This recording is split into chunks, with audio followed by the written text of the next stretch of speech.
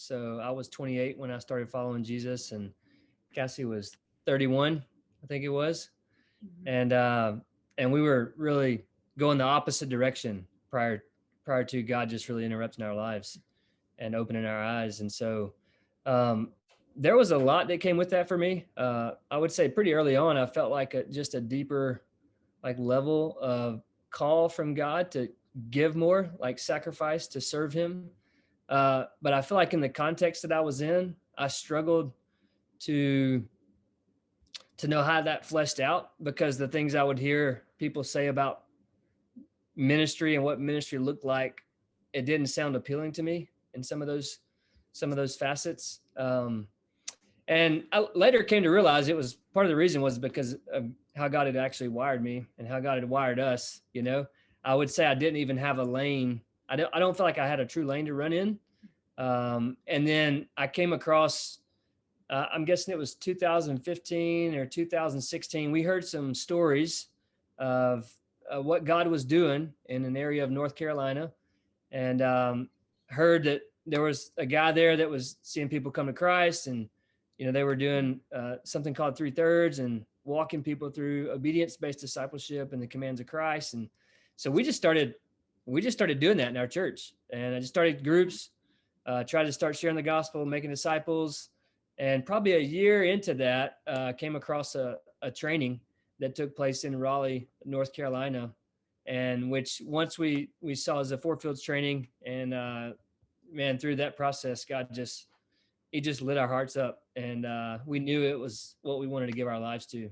So what was it about the training that had such a big impact? I think it was actually seeing the pattern of Jesus in his life and ministry, and then seeing that pattern actually carried out in the book of Acts as well, through disciples and through the churches that were started in the book of Acts. That was really impactful for me. And I think seeing how like the same God that was working then is actually the same one that's working now. And we could be a part of what he was doing in the same way that he was doing it then. So it really, I think that was a big piece of it. And the vision itself just really, really, I mean, the vision of every place and every people, I feel like our heart has always been for lostness and really for the gaps, and I just feel like that was a big piece of that training as well. So I was in this season was in the midst of like major child rearing. I was pregnant and had really, really small children. And so I actually didn't go to the trainings with Matt, but he would come home and just share in excitement. And I was excited about that. But honestly, I really kind of struggled as we started forming our team to come out here to Utah. I really felt really clearly that God was calling me to something really specific in prayer.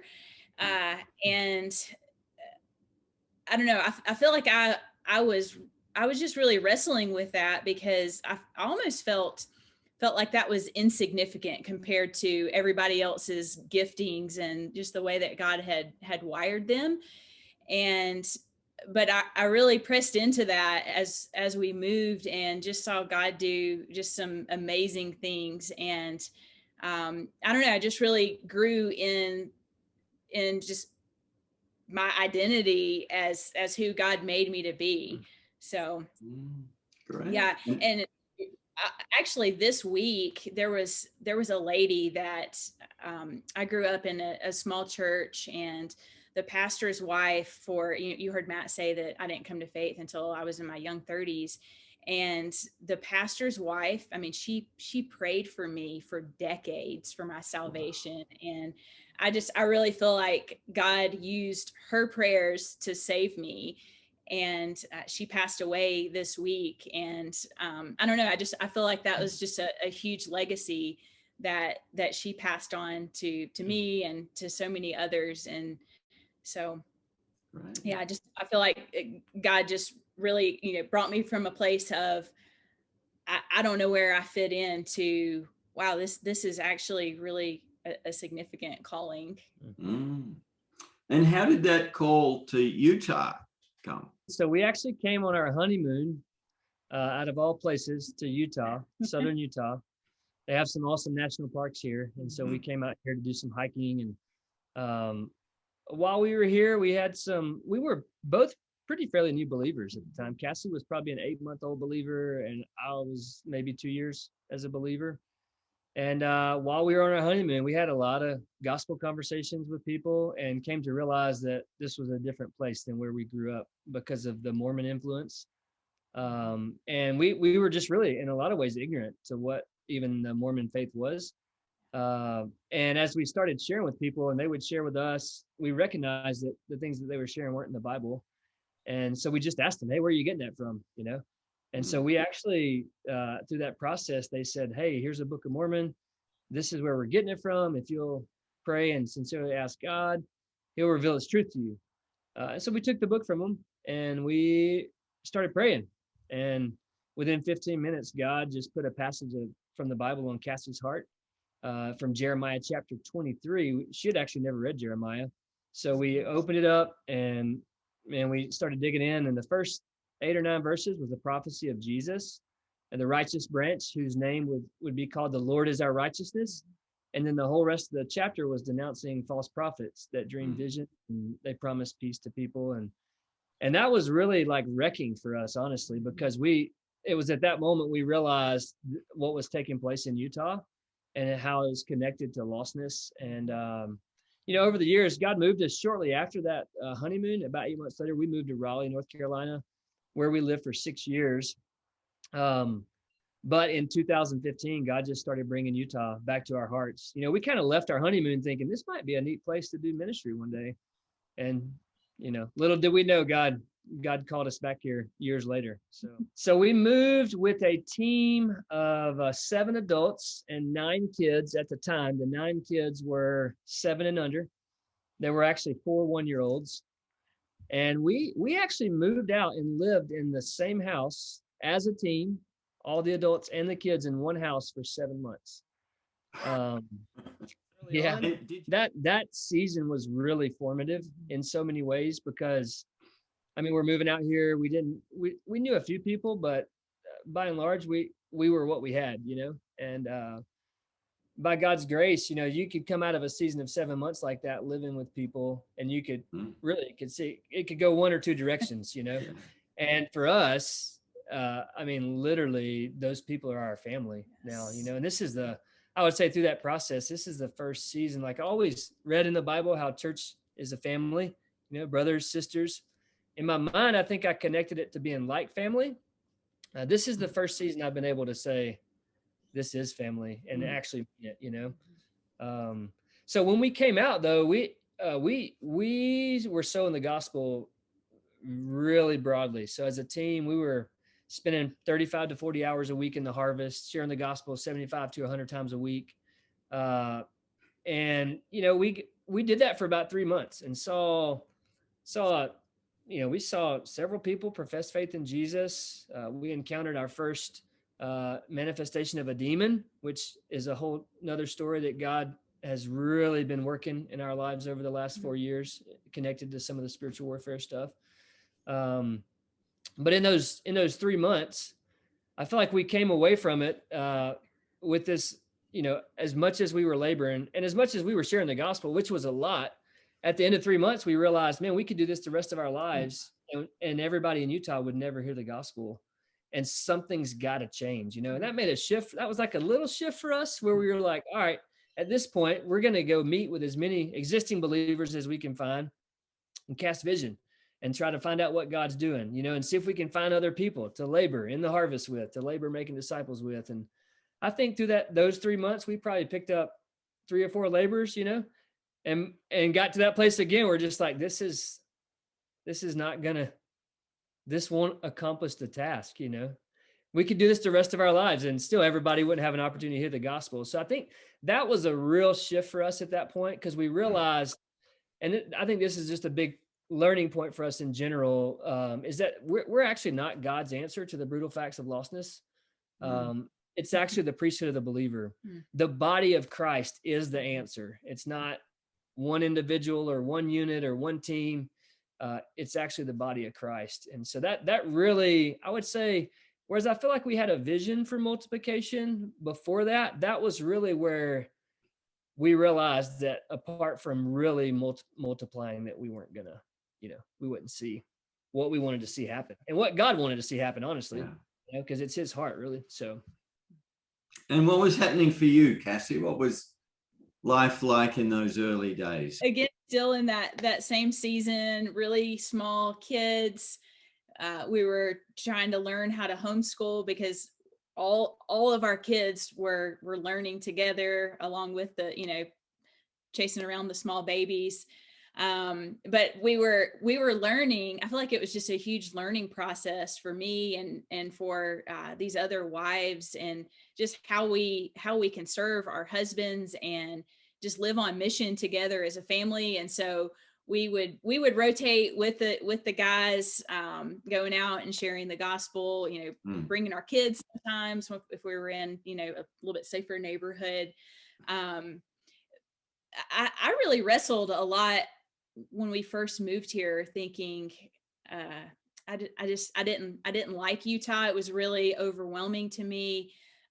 There was so much lostness, and and it was scary for me as a mom moving our kids out here. And we heard tons of stories about just a lot of just the darkness and spiritual warfare. And so I think God just taught us a lot as a family about how to deal with that, and just daily discipleship with our kids. So it's just I feel like there was a lot going on in my heart, and just I feel like there's just been a ton of growth overall since we moved here to now. If I could share something there too, Steve, you asked her what was that first season like for her, and I heard what she said, and I agree with everything she said. There was also another side to that first season that she didn't just share, and it was the pace that I was running. Okay. And I would say it was a really big, probably 6 to 8 months in living out here. We had some really, people that we look up to, shared a simple illustration with us that really connected to our hearts about how we were living, and particularly how I was leading. As you heard Cassie say, family on mission. Well, the reality was this illustration was like driving a speedboat, and the people that are actually trying to get in that you want in the boat are actually hanging off the back, and they're hitting the waves, and they can't even get in the boat. And that person just looked at me and Cassie and said, Matt, you need to sell that boat, and you need to get one that goes at the pace of the family. And that was, that rocked me, honestly, Steve. And it was a life-changing, that was a life-changing moment, I think, just for our family, and even how I viewed my leadership in my role in the family. I'm just remembering a season in our lives just like that. That season was also really interesting. We moved out specifically identifying as a missionary team, and as we were laboring, 6 months, we're meeting together weekly. We're gathering together. We're basically doing the same type of discipleship that we would do with new believers when they came to faith, so that we could learn. And in that process, God just made it really clear as we're looking at a simple tool called the church circle, and we're saying, hey, we're actually doing all this together. What does that say about who we are? And that was significant because once we saw that just biblically, we just said, hey, we're a church, and that season we actually went, and pretty soon after we identified as a church, we appointed some elders, just walked through the process biblically and appointed some elders. And then my dad actually got really sick, and basically almost overnight he lost function in 3 limbs. Anyways, so we left with a one-way ticket to go stay with them, and didn't come back for 2 months personally. So that was a really I think a very significant season, as we were just pressing in, really caring for my dad, caring for my mom in that season. While we had been here, and the work was going, and I think that's one of the ways that actually God used to to bring some light, I think, to help us see a little more clearly in connection to what it actually will take for the task, and even the pace, because again, we were completely taken out of it for 2 months, and then had to re-enter into it. So what I discovered when we re-entered, I knew this even before we left, the people that God had connected us to, that we were laboring with, some of the strongest leaders that I've ever honestly worked with.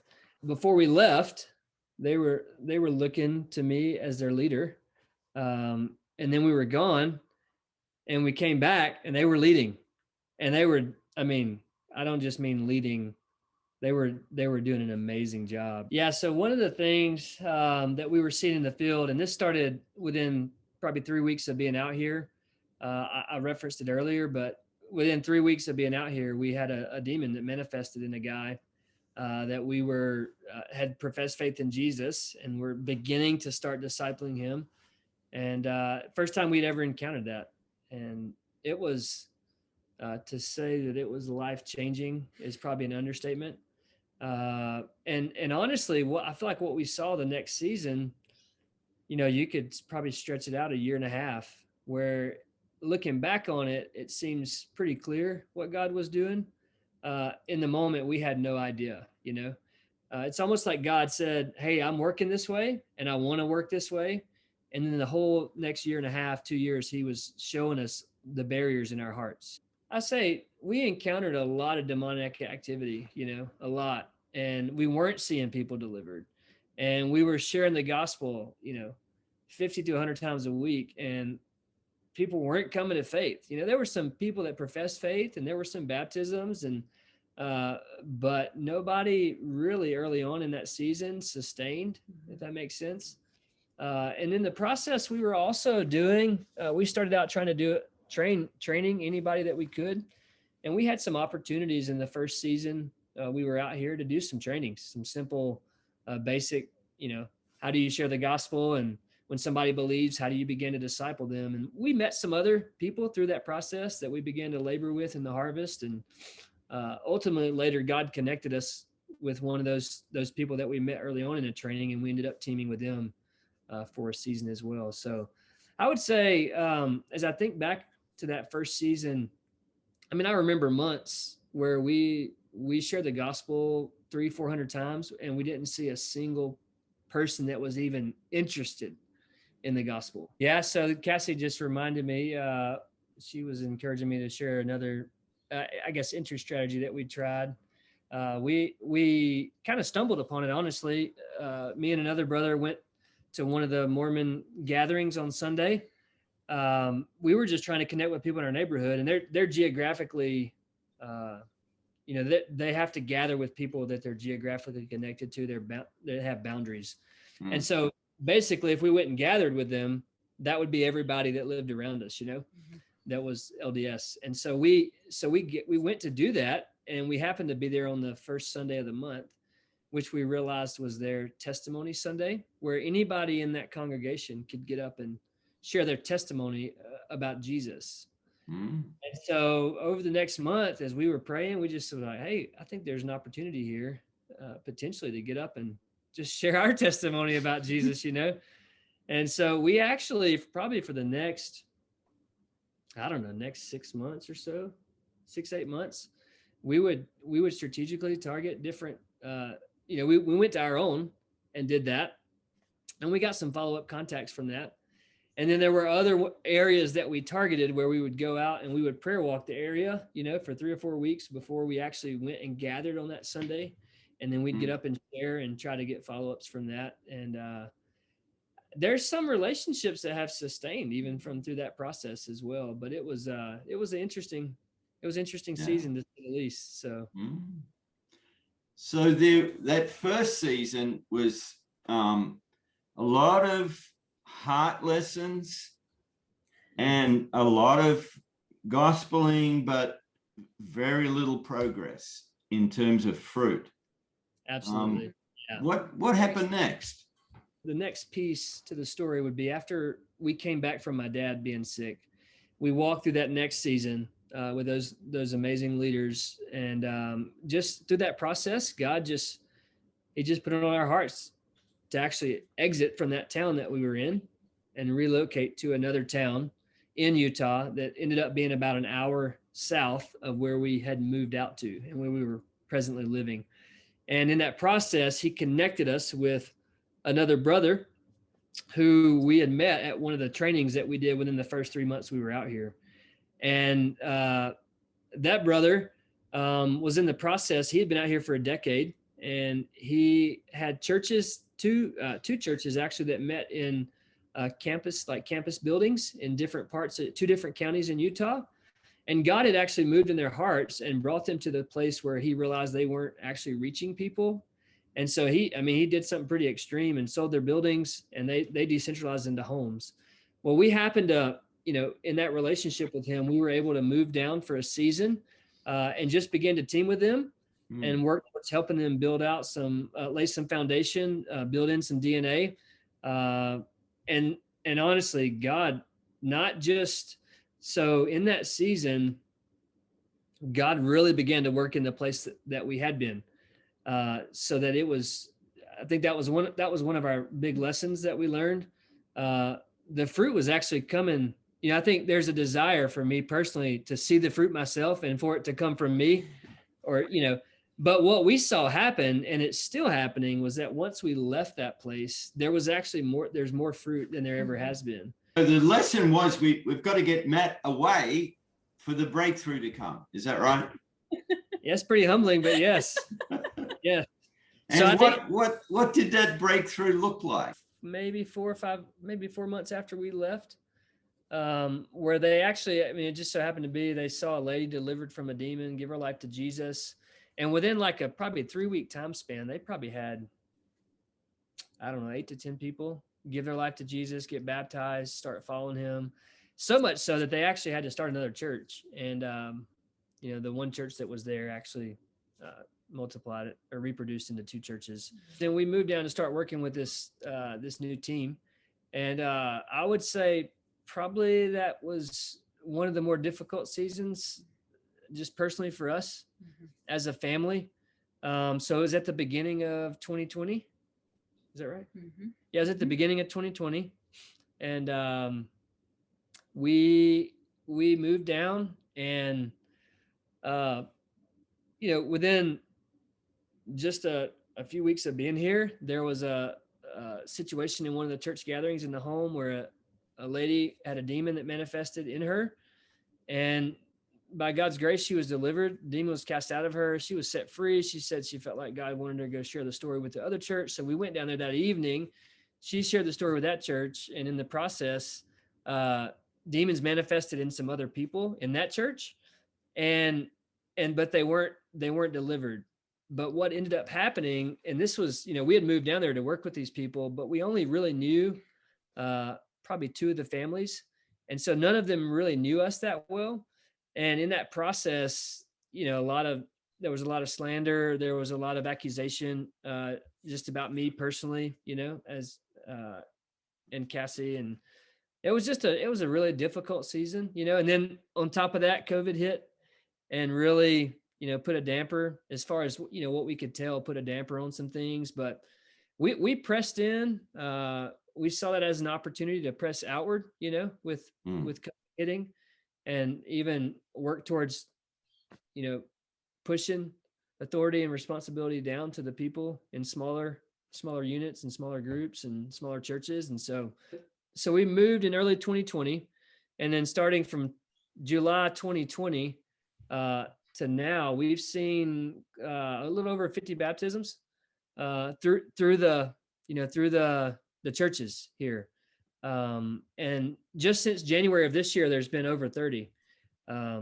So I feel like what we're seeing is, one, I think it's the fruit of years of a lot of prayer, a lot of people sowing the gospel here in the area that we're living. I also think it's fruit of what God was doing to people's hearts in COVID. And then we also had an earthquake out here right after COVID hit in Salt Lake City. And I think God was just shaking people's hearts, And so we've seen a significant increase in the level of receptivity in the harvest in the last year. I mean, significant, to the point where 2 weeks ago, I had 2 gospel conversations in the same day. And this was the first time this had ever happened, but both people initiated follow-up. Like usually it's us initiating the follow-up, and so that's happening. But then what we also started seeing was not just increased receptivity in the harvest, but we were also seeing God just start activating believers. Yes. And in that process, so we came down, we worked with this one team for a season that had 2 churches started out, and then in the process, they started another church. And then in the fall of 2020, God connected us with another couple that they're amazing. And they had moved out here with a vision to start a church. And so we started working with them at the beginning of this past year, and helping them, with foundation and DNA and some things like that. And man, God's just been, it's been really interesting to see. But He's in all of these relationships and the different churches.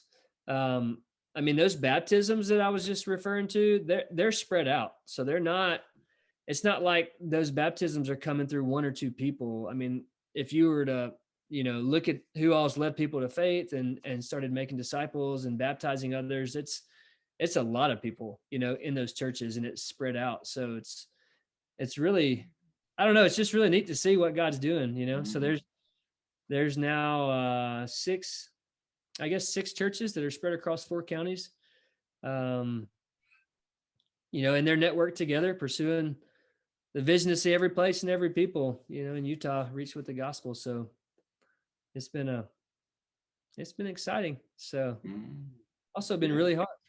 So some of the hardest seasons of our lives. So what's changed in you? My heart's grown a lot. I started out when we were living in North Carolina, and like I shared before, God just gave me this task that He wanted me to do of praying. And so I feel like I've grown a lot in that. There's been seasons where I feel like I've been more faithful and less faithful. But I've seen the importance that one thing is. I feel like God has really taught me the importance of being vulnerable with the church, being vulnerable with my husband, being vulnerable with our kids, because relationships are really messy, and I'm a mess, but it's really, really worth it.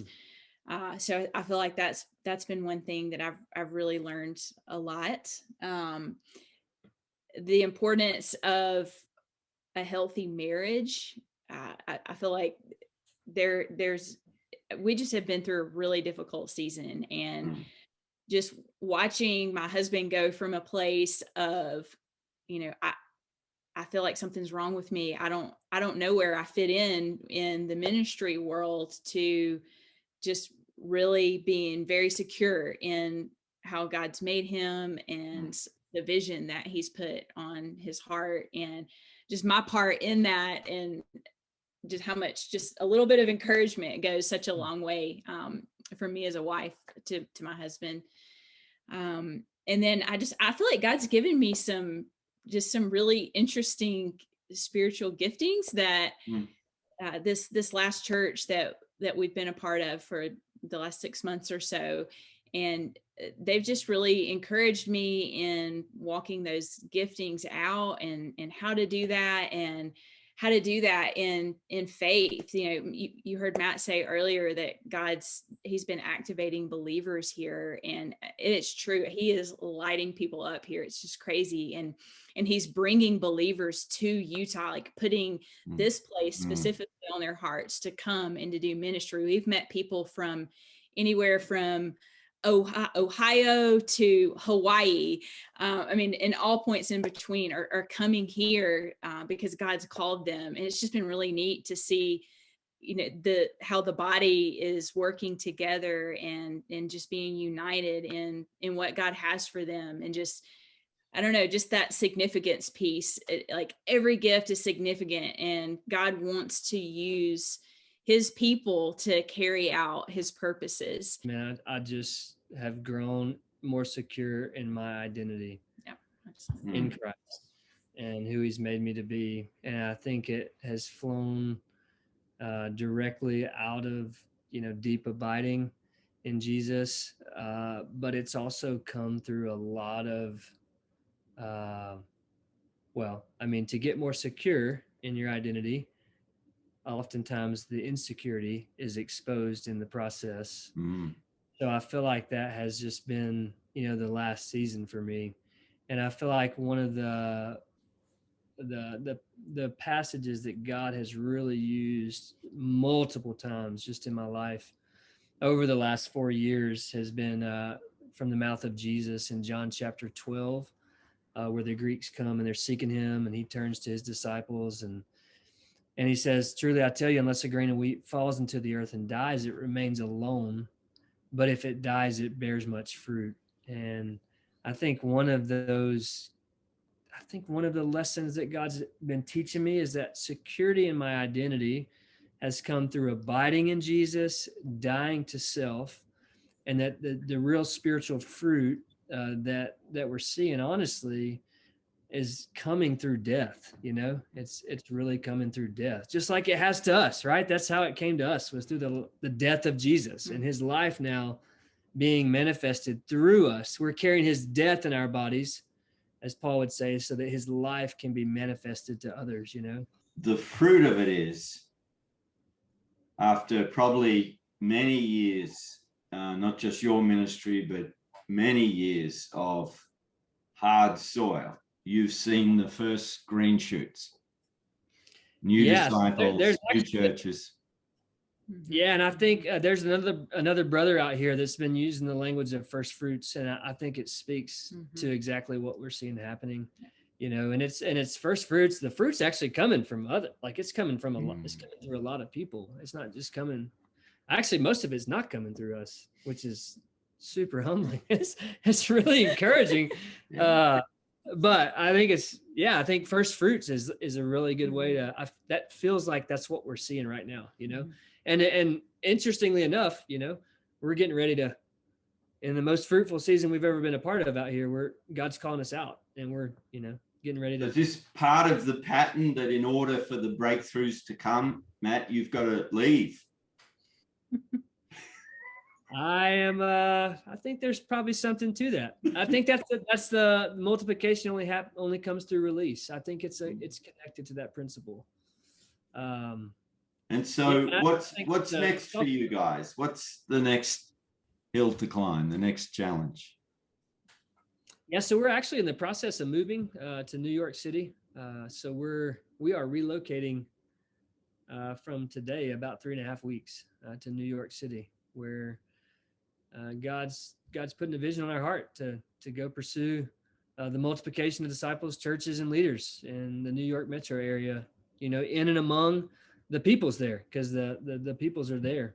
And we see it as one of the biggest gaps in North America, particularly in the U.S., and just in the same way that drew us to Utah, because it was a significant gap in the U.S., percent of evangelicals to total population. Now we're being drawn, to another gap in the New York metro area. So